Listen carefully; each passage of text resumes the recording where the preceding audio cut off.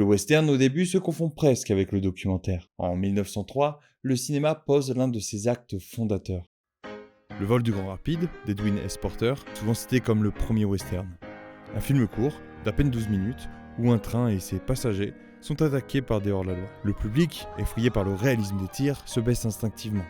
Lors des premières projections, certains spectateurs seraient jetés au sol, d'autres évanouis, en voyant un bandit tirer droit vers la caméra.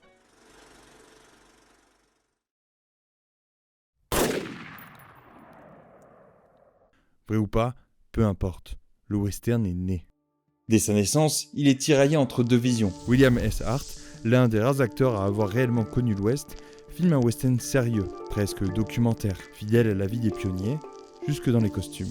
Face à lui, Tom Mix propose l'exact opposé. Il transforme le western en spectacle populaire. Ses films débordent d'action, de costumes flamboyants, de cascades, de rire et de danger. Cette dualité fonde le western classique.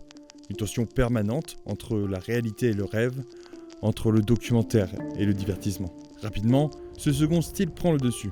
Raconter l'Ouest avec nuance est moins vendeur, et sans doute trop risqué pour l'époque. Et puis, l'Amérique veut croire à ses mythes, à ses héros simples et rassurants.